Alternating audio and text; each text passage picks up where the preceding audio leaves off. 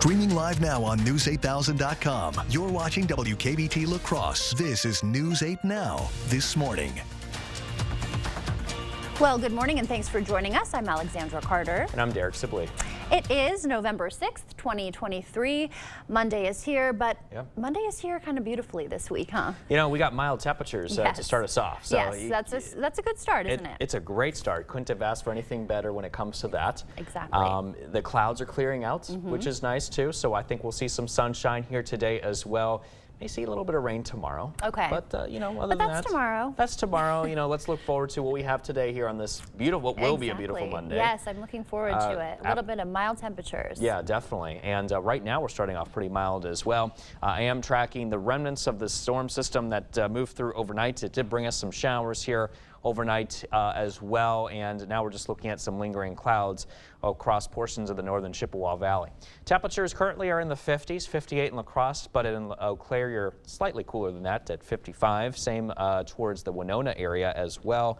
Sparta's at 59 degrees, Viroqua at 55, Prairie du Chien 57, Boscobel 58, and same temperature to the north in Black River Falls. So overall, your planner looks like this with a mix of sun and clouds through much of the day today. I think we will see a lot of sun. Temperatures into the upper 50s, low 60s, and then we start to increase the clouds as we head closer towards the evening hours here tonight.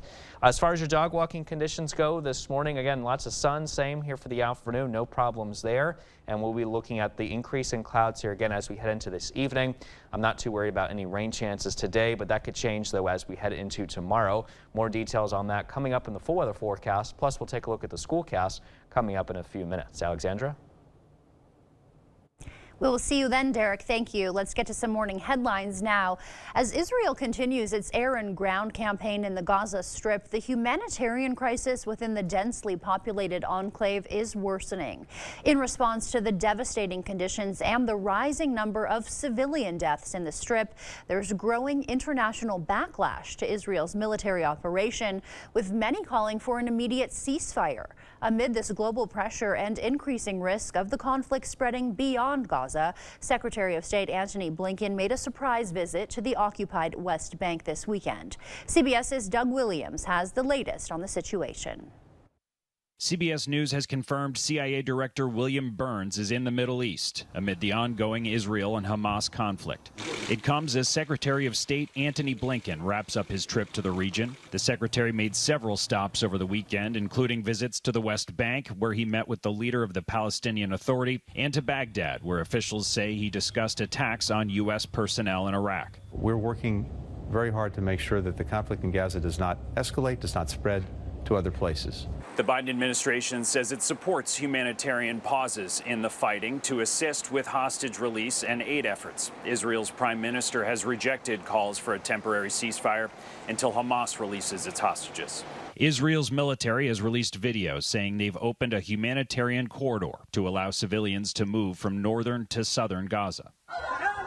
Over the weekend, Israeli strikes hit an ambulance convoy, the Jabalia refugee camp for the third time, and the Maghazi refugee camp, killing dozens, according to Hamas. Israeli officials say Hamas uses civilians as human shields. They have released this video claiming to show Hamas rocket launch pits near a children's pool and playground. This comes as plans resume to evacuate foreign nationals from Gaza into Egypt. More than 100 Australian evacuees arrived in Sydney just yesterday. We never thought we would make it out alive. According to the Biden administration, more than 300 Americans have made it out of Gaza. The U.S. military announced a ballistic missile submarine has arrived in the region in what is a message of deterrence toward regional adversaries. Additionally, the White House has confirmed Vice President Kamala Harris is expected to call foreign leaders today to make a push for more humanitarian aid to Gaza. Blinken's trip finishes up as a new CBS News poll comes out showing a majority of Americans support sending weapons and other resources to both Israel and Ukraine. According to the numbers, 55% of Americans favor giving Israel military support and 45% are opposed. That number is similar but slightly lower for Ukraine, with 53% of respondents saying the U.S. should send the country weapons. The data shows a significant partisan divide on the issue, with Republicans more likely to favor support for Israel and Democrats more likely to approve aid for Ukraine. While that CBS poll found support for military aid to Israel, it also showed sympathy for the Palestinian people. 63% of Americans say they sympathize at least somewhat with Palestinians. That support has been on display in a number of demonstrations taking place nationwide in recent days. Huge crowds of protesters gathered to call for a ceasefire in Washington, D.C. on Saturday. This march was endorsed by more than 450 activist groups, with organizers calling on the Biden administration to cut off all aid to Israel. Seattle-based rapper Macklemore spoke at the demonstration, calling the Israel-Hamas conflict a, quote, genocide. As Americans debate bloodshed overseas, violence continues to unfold on U.S. soil. According to the Gun Violence Archive, there were 8 mass shootings over the weekend, leaving 6 people dead and 39 others wounded. That includes a shooting at a bar in Tacoma, Washington, which left 2 dead Sunday morning. Later on Sunday, a shooter fired into a group of children in Cincinnati, killing 1 and injuring 5 others. The FBI defines mass shootings as an incident in which at least 4 people are shot. So far, there have been 565 mass shootings in 2023. At its current pace, the U.S. will set a new record for mass shootings this year. The rash of shootings over the weekend comes on the heels of the October 25th rampage in Lewiston, Maine, that killed 18 people. On Friday, President Biden paid a visit to the grieving community, where he met with victims and families. While there, Biden took the opportunity to once again call for gun safety reform. This is about common sense, reasonable, and responsible measures to protect our children, our families, our communities. Because regardless of our politics, this is about protecting our freedom to go to a bowling alley, a restaurant, a school, a church, without being shot and killed. The president described his proposed action on gun control as, quote, common sense, reasonable measures to protect our children, our families, our communities. In September, the White House announced a new Office of Gun Violence Prevention that'll be overseen by the vice president. While President Biden and other Democrats advocate for gun control, gun activists are set to take a battle over free speech to the Supreme Court.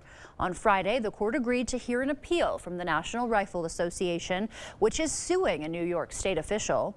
The NRA claims the former head of New York's Department of Financial Services tried to persuade banks and insurance companies to sever ties with the group. The complaint alleges Superintendent Maria Vullo violated the organization's First Amendment rights by threatening adverse regulatory action to organizations that did business with the NRA. After the Parkland, Florida school shooting in 2018, the agency did issue guidance to insurance companies and banks to review their relationships with the NRA. Its lawyers claim it did not threaten any regulatory action. The Supreme Court will likely hear the appeal early next year and issue a decision by July. Here in Wisconsin, Republicans are proposing a bill that would make it harder for law enforcement to track gun purchases. The bill would prohibit banks and credit card companies from using a merchant code specific to gun shops in Wisconsin. That's despite credit card companies already putting a pause on enacting the code months ago. Last year, major credit card companies agreed to adopt a new code to categorize sales at gun shops. Gun control advocates celebrated the measure, which they said would deter illegal gun trafficking.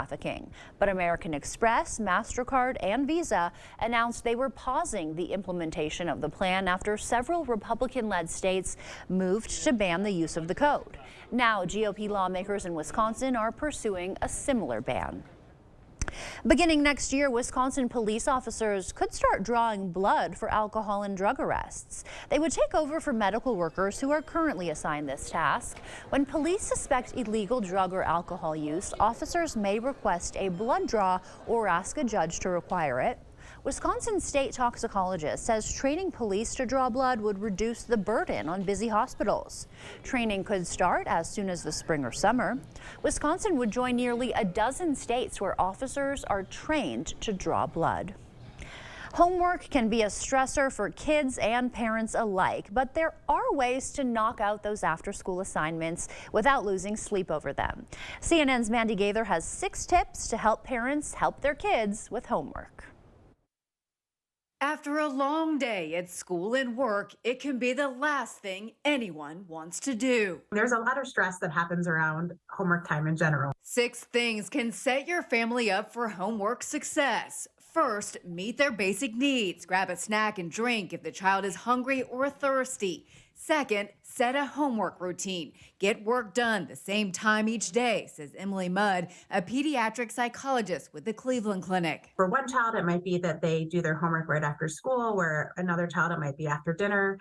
I'm making it just part of a structure. Third, avoid distractions by putting any unneeded devices away. Fourth, work in a shared area of the home. So they know that you're available to help them if needed. Fifth, take brain breaks, especially if your child is having trouble focusing. Getting outside if the weather is nice, getting some sunshine. It could be something as simple as taking a shower, getting some movement in, dancing. Finally, parents, ask for help. If you don't know how to solve a math problem or don't understand a subject, it's okay to admit that. You can model, I'm going to take a deep breath, I'm going to take a break, I'm going to, talk to the teacher to see how we can better manage this together. You really want to take those opportunities to model how to positively overcome challenges with your child. Mudd says it's also important to praise the hard work a child is doing. Discussing grades nonstop can make a child anxious. So Mudd says to focus more on the process of getting good grades, which she says will build the child's internal motivation. Still ahead on your morning news, Tyson Foods is recalling 30,000 pounds of chicken nuggets. We'll tell you how to check if your chicken is safe. And new research shows there's a shortage of school librarians around the country. We'll look at why that is and what school districts are doing to fix the issue. That and more coming up this morning. For now, we're sending you to break with something to put the good in your morning. With gratitude in his heart, Buffalo Bills safety Damar Hamlin is honoring the heroes who saved his life. You may remember Hamlin went into cardiac arrest in January after making a tackle against the Cincinnati Bengals. Saturday night, he reunited with the 10 medical staff members who saved his life, calling them his heroes. Now, Hamlin is launching the Cincinnati Heroes Scholarship to support underserved students in the city. Each scholarship named for a hero who kept him alive. When announcing the program on social media, Hamlin wrote that he wouldn't be here if it weren't for them. The Bills faced off against the Bengals last night on the very same field where Hamlin suffered that cardiac arrest. Don't go anywhere. Your consumer news at News 8 Now this morning is after the break.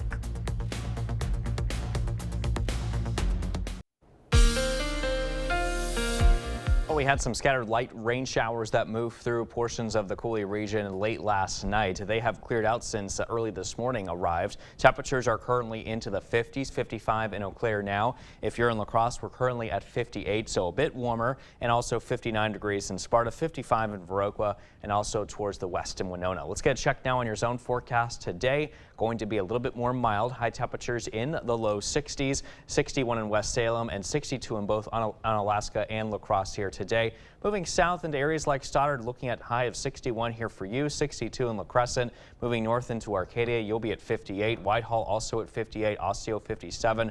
Black River Falls at 59, Sparta at 60, Fountain City 57 degrees. A little bit cloudier though towards the north in the Chippewa Valley. Your highs will be into the mid 50s. So for your school bus stop forecast this morning, 56 degrees with some sunshine. I think we'll see a few clouds here develop. Partly cloudy, 59 degrees as we head towards more closer towards that dismissal time after school. But stay tuned. I'll have a check on your full weather forecast again coming up in a few minutes. Thank you, Derek. In your consumer news this morning, if you bought chicken nuggets while grocery shopping this weekend, or you've got some stashed away in your freezer, we have an important recall to tell you about this morning. Tyson Foods is recalling about 30,000 pounds of these chicken nuggets. Saturday, the company said it was voluntarily pulling the nuggets after some people reported finding small pieces of metal inside the patties. The recall is for the 29-ounce plastic bag packages containing frozen but fully cooked breaded nuggets that are shaped like chicken patties. The packaging includes a best used by date of September 4th, 2024. If you have any of these in your freezer, throw them out. Citibank is phasing out paper statements for many of its customers in an effort to go paperless. Some customers recently received warnings from the bank stating they would lose access to their online accounts if they didn't switch to electronic statements. A spokesperson for Citigroup confirmed this is part of a small beta test program impacting a limited number of account holders. The move reflects a broader industry shift as banks and credit card issuers encourage customers to go paperless for environmental and cost-saving reasons. There is a glimmer of hope on the horizon for the seemingly endless SAG-AFTRA strike. According to Variety and The Hollywood Reporter, the major studios extended an olive branch to the actors union on Friday with a new contract. Offer, that is. Though the terms remain hush-hush, the use of artificial intelligence has been a major sticking point in negotiations. The pressure to reach a deal is mounting on both sides. The studios are trying to resume production so they don't have to cancel upcoming movies and TV shows. Thousands of actors, meanwhile, are in need of a paycheck. Both sides were expected to return to the negotiating table on Saturday. A new report found the number of librarians in schools nationwide is on the decline. Tightened budgets, new technology, and reallocation of resources are being blamed. But as CBS News' Skylar Henry learned, some say the position of librarian is evolving. As students change class periods at Delaware's Woodbridge High, Harry Brake is usually somewhere in the media center. Well, we have Olympic teams, they call it. But still at his core are the books and helping students. It's a place where they can actually create, but it's also a place where they can contemplate and relax. So those are all things I think go under the radar. Brake is among the growing number of media specialists who are concerned about the decline of school librarians across the country. A report by the School Librarian Investigation Decliner Evolution, or SLIDE project, found more than 1,800 librarians in school districts across the country were out of a job during the pandemic, a 5% drop compared to before the pandemic. Is that something that has been the standard, or is that something that's changed over time? I think it's so different by school to school. Brake says when districts navigate school budgets, even before COVID, librarians are often the first on the chopping block. They're like, well, we don't really need somebody just solely for checking out books. We can get somebody that can do that. SLIDE also found that only 10 states and D.C. mandate and enforce the employment of school librarians in public schools. 16 states have requirements but don't enforce them. 24 states don't have requirements for school librarians at all. Mark Lieberman is the school finance reporter for Education Week. There's pretty robust evidence that students benefit from a school librarian, being available to them in a variety of ways, both academically and emotionally. It's why Brake is pushing to categorize the profession as essential to help students now and in the future. The report also found that of the more than 13,000 school districts across the country, 3 out of 10 districts had no librarian in their school, and more than 4.4 million students in high poverty districts also had no librarian in their schools. That's more than half of all low-income students in the U.S. That's it for your morning consumer news. Time now to check in with Derek for a look at today's forecast. Hi, Derek. Hey, Alexandra, thanks for that. We're looking at the clouds here clearing out across the Coulee region, as you can see behind me from City Cam 8 in downtown La Crosse, showing that those clouds here are beginning to clear out. Our temperatures are currently at 58 degrees. Southwest winds very light at around 9 miles an hour. Watch out for some possible wet streets here in the Eau Claire area. I know we were tracking some showers here overnight. Temperatures at 55 degrees, west-southwest winds at around 11 miles an hour. And you can see over the last 6 hours, we did have some showers that moved through the Chippewa Valley and also portions of the central zones here as well. This is all associated with this low pressure system back to our north, and you can see it spawning a lot of cloud cover, rain showers towards the east over the Great Lakes, and also some snowy weather across portions of southern Canada, and also some breezy conditions. I think the breezes will be with us here throughout the day with the storm system moving through, or passing through, that is, and you can see the winds here picking up between around 15 to 20 miles an hour or so coming up from the west, and then decreasing as we we head into tonight, and then that should be about it here as far as our winds go today. We will turn sunny though by around 7 o'clock, and then the same thing here by noon with temperatures at around 60. We'll increase the clouds though a bit more as we head closer towards the late afternoon and also into the early evening hours, as you can see right there on Sky Tracker, showing the majority of the clouds mainly positioned to our north and south of the La Crosse area. But I do think by around 5 o'clock today is when we'll start to see more widespread cloud cover for just about everybody here across the Coulee region. And the same could be said here too as we head into tonight as well, with mainly cloudy skies. A weak storm system could bring us some scattered showers heading into early tomorrow morning. And the same thing here as we head into tomorrow afternoon as well. Otherwise, you can expect mainly cloudy weather conditions, and watching for some scattered showers that could develop here once again, more so as we head into tomorrow night. That's when I think we'll see some better chances. It's possible some of this as well could even try to mix in here with a bit of a wintry mix or ice here across portions of the northern Chippewa Valley, where temperatures will be a little bit cooler. But as you can see, for the majority of us, our temperatures looking a little bit warmer, allowing for most of the precipitation to be mainly rain. A check now on your 8-day forecast showing highs mainly into the 40s and 50s over the next several days. We'll see a mix of clouds and sun here as we head into Thursday and throughout the rest of this week. High temperatures dropping into the 40s by Friday, lows mainly in the 30s. All right, stay with us. We're back with much more news and weather still to come here on News 8 Now this morning. We'll be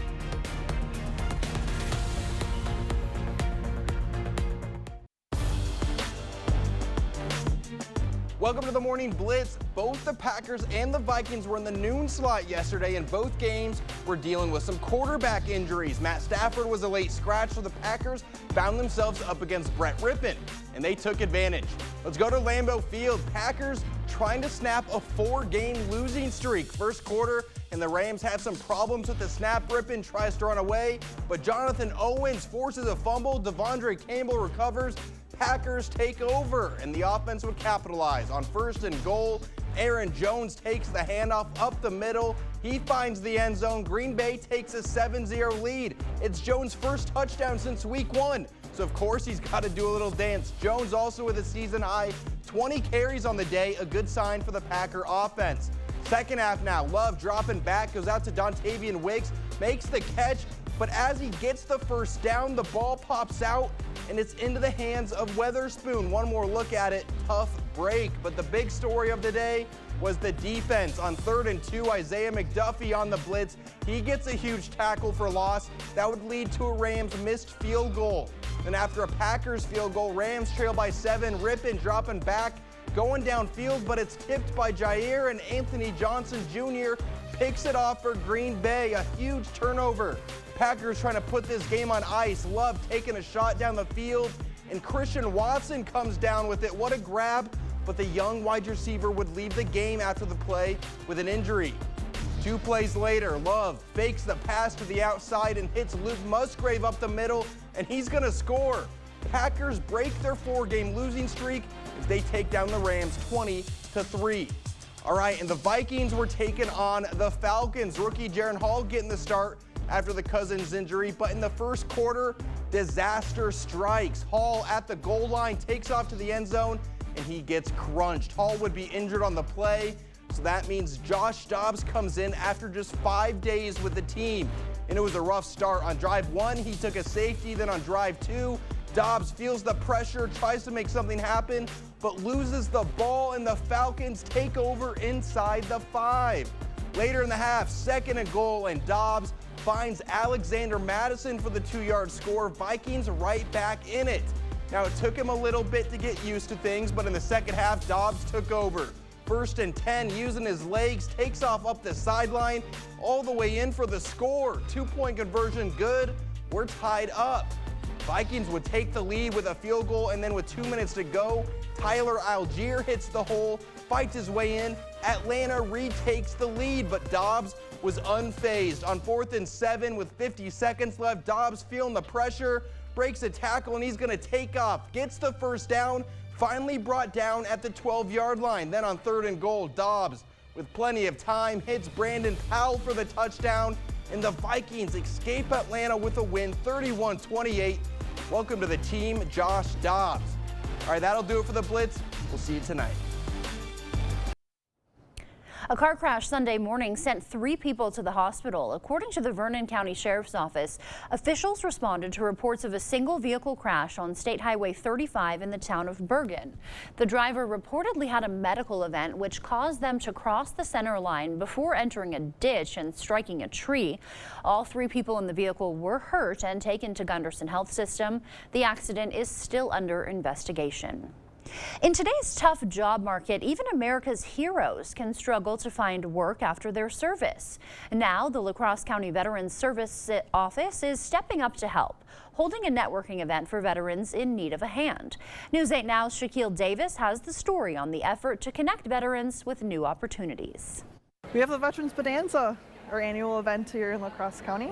With Veterans Day coming up, it's important to let those who have served our country know that we are thinking of them. That is why the La Crosse County Veterans Service Office puts on this yearly event to connect vets with organizations that can provide them with essential resources. Veteran benefits are hard to come by and hard to connect with. So it's really one localized place for veterans to come in and get connections to all of the resources that they need. Some of these resources could be health benefits, Social Security, mortgage benefits, and even therapy horseback riding. Veterans Service Office Community Outreach Coordinator Erica Lakowski welcomes all individuals looking for resources, not only veterans. It is open to the public. We do cater towards veterans, but there is vendors here who can give you information just as a private entity. Erica says it's vital to make sure those who have fought for this country are taken care of properly. These people served our country, so the least we can do is make sure they're living a good, happy life and all their needs are being met. Erica makes a point to let all the veterans know they are never alone. It's okay to ask for help. There's a lot of veterans who know that there's stuff out there but are sometimes afraid to reach out for help, and it's good. I mean, it's a very big, accepting community, and we're all here ready to help. In La Crosse, Shaquille Davis, News 8 Now. Collectors descended on La Crosse this weekend for a sports card show at the Riverfront Conference Center. Vendors from across the Midwest gathered to showcase prized cards, vintage memorabilia, and rare collectibles. Badger Sports Shop also hosted a trade night at its Onalaska location. Dealers and enthusiasts came out in droves, wheeling and dealing to buy, sell, and trade treasures from their collections. Even if you haven't done any cards, or if you've done cards way in the past and you're not doing anything right now, still come down and check it out, because I've had so many people walk through and like, man, I used to have so many cards when I was young, but I haven't thought about that in 40 or 50 years. This is great. It's bringing back something. The 3-day event started Friday and ran through Sunday.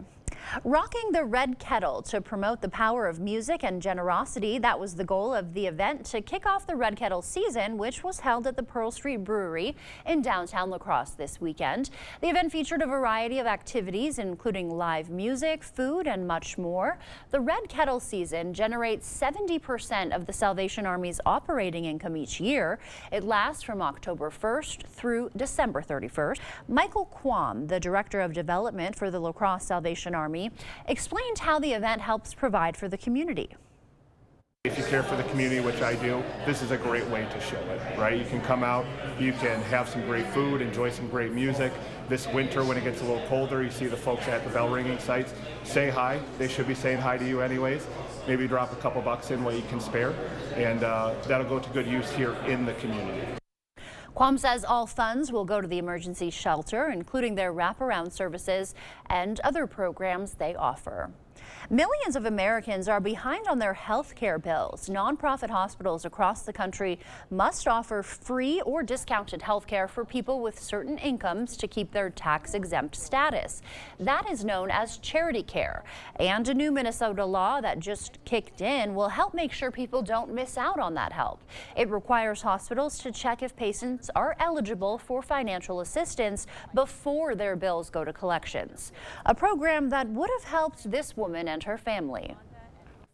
We focused on saving our son's eye and didn't fully understand the assistance that was available to us, and no one at the clinic explained that to us. And that's why advocates say this law is important. Some patients have medical debt when they shouldn't. They just didn't know they qualified for help. The Wisconsin DNR is predicting a tough year for deer hunters. The agency is forecasting hunters will likely bag fewer deer during this year's gun deer season compared to last year. The DNR says in 2022 there was a more than 14% increase in the overall harvest when compared to 2021. The group's deer program specialist says snow and a lack of standing corn helped improve hunter success. Standing corn can hide deer from a hunter's view. The DNR is also urging hunters to get their deer tested for chronic wasting disease after they're harvested. Cases of CWD were reported in Trempealeau and Polk counties last week. The gun deer season opens on November 18th and runs through November 26th. A Wisconsin veteran has been honored with the Purple Heart in Prairie du Sac. It's America's oldest military award, and the mother who received it says it took years for her to finally get the honor. Our Madison affiliate shows us what it means to her and her loved ones. It's a long time coming, and it's nice for her to be validated. It was an emotional day for Rebecca Litcher as she was given a long-awaited piece of recognition for her service. It felt long overdue and nice to finally have. Rebecca was deployed to Kuwait during the invasion of Iraq in 2003, where her injuries in service qualified her for the Purple Heart. There was paperwork on a desk for me to receive the Purple Heart along with a handful of other soldiers. However, it did not get pushed through at that time. After she served, Rebecca said she later worked with Senator Tammy Baldwin's office to receive the award. Now, 20 years after Rebecca was first deployed, the senator presented her with the award at the ceremony in Prairie du Sac Friday morning. You have made your family very proud, and you have made Wisconsin very proud. Throughout today's ceremony, it was made known that this is not an award that's earned, rather, it's deserved. None of us want to receive this award, but it is an award that happens when we least expect it. Even though the long-awaited Purple Heart was something years in the works for Rebecca, it's a lasting reminder of the sacrifices she made for her country. Very emotional. The National Purple Heart Hall of Honor is in New Windsor, New York, where Rebecca will also be recognized. Now here's Derek to tell us what to expect for our morning commute. All right, thanks for that, Alexandra. We're still looking at some cloudy skies across portions of the area. This is mainly well to the north, but you can see over the last few hours, a lot of these clouds have diminished, and we're looking at mainly clear conditions currently, with temperatures into the 50s, 54 in Winona, 58 in La Crosse, 59 in Sparta, 54 in Viroqua. In Eau Claire, you're currently at 55 degrees this morning. Now, for your forecast overall today, our highs warming up to about 62, partly cloudy, a bit breezy and mild, with the wind speeds coming out of the west at around 15 to 20 miles an hour. As we head into tonight, it will be a little bit cooler with temperatures at around 38 degrees and also a little cloudier as well. The wind speeds will calm down just a bit, more so out of the northwest this time, and lower here with the wind speeds at around 5 to 10 miles an hour. I'm going to check one more time on that full weather forecast coming up in a few minutes, and we'll talk more about these breezy conditions that we can expect here today. And also coming up in our Buzz Report, sorry Euphoria fans, the show's creators have announced that the show won't be back for another year. We'll tell you what to expect in just a few minutes. We'll be right back.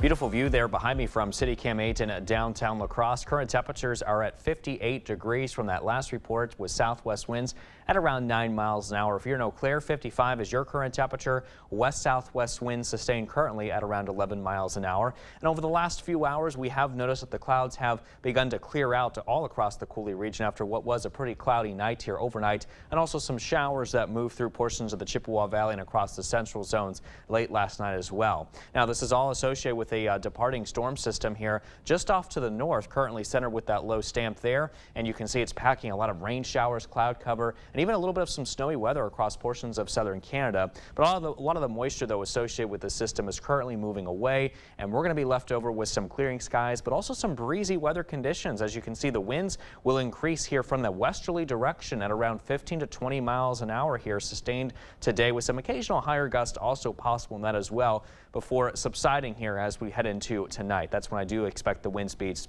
to begin to decrease there. 56 degrees with sunshine at 7 o'clock, followed by sunny skies, 6 degrees at noon.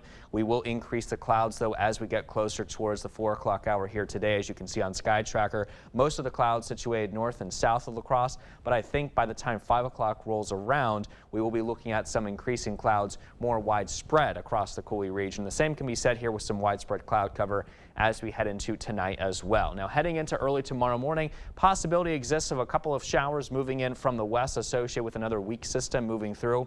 Slight chance of a couple of showers here for parts of the area heading into tomorrow afternoon.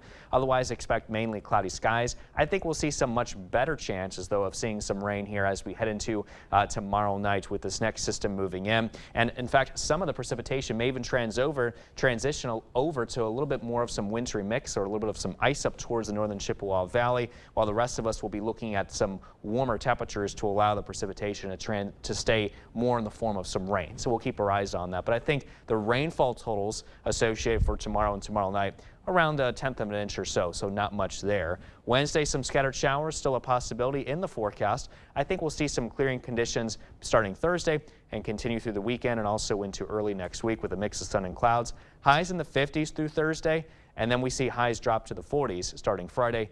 Low temperatures mainly in the 30s. Thank you, Derek. In our Morning Buzz report, a legacy of hope continues. In the wake of beloved actor Matthew Perry's tragic passing, a foundation bearing his name vows to carry on his compassionate mission of helping others overcome addiction.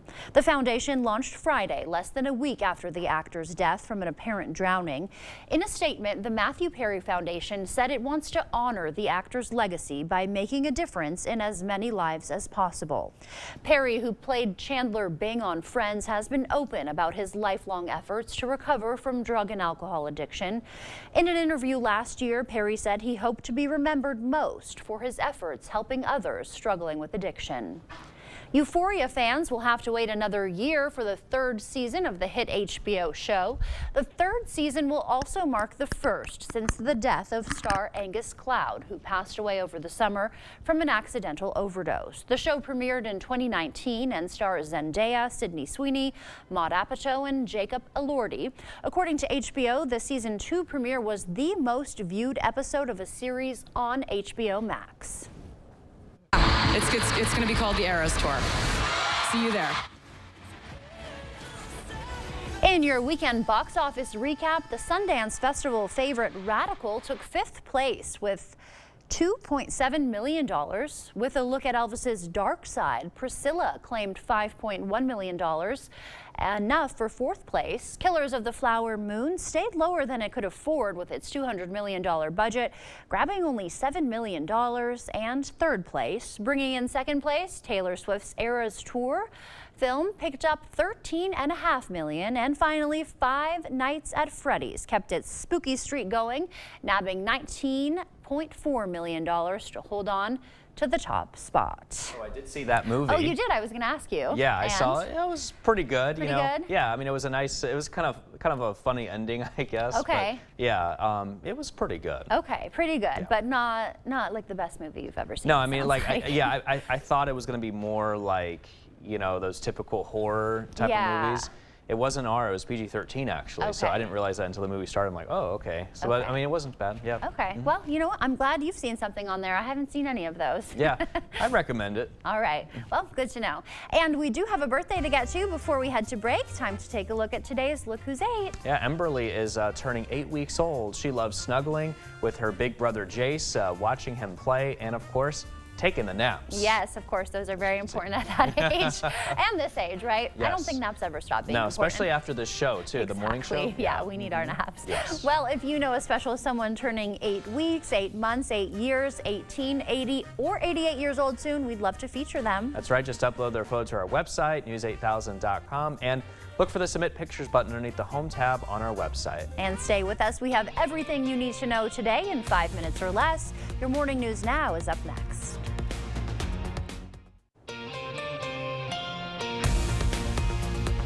A car crash Sunday morning sent 3 people to the hospital.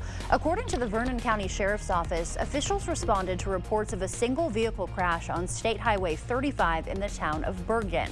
The driver reportedly had a medical event which caused them to cross the center line before entering a ditch and striking a tree. All 3 people in the vehicle were hurt and taken to Gunderson Health System. The accident remains under investigation. Logan High School hosted the 8th annual iFeed event this weekend. iFeed is a one-day event that works to alleviate hunger in the world and in our own communities. It's organized by 7 area high school Interact clubs and their Rotarian advisors.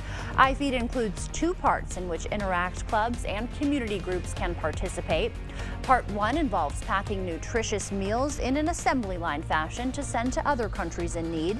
The second part involves collecting non-perishable food items in the weeks leading up to the iFeed event and then bringing the collections to Logan High on the day of the event. The food items are then counted, sorted, and trucked to the Hunger Task Force, where the food will be distributed to Cooley Region food banks. But then see the people coming from the community for the packing teams and see what they can do. There's a lot of energy, there's a lot of good, and we are giving back, and that's really what it's all about. This year, nearly 19,000 food items were donated, and although that is an amazing haul, one student says there's always more work to be done. Next year, we have this event every year. Encourage people to donate food because that goes to our local community. So that's what I would say, just donate more food. For more information on next year's event or other ways you can donate, visit rotaryifeed.org. Kids glided onto the ice Saturday for River City Youth Hockey's annual Try Hockey Free event at Green Island Ice Arena.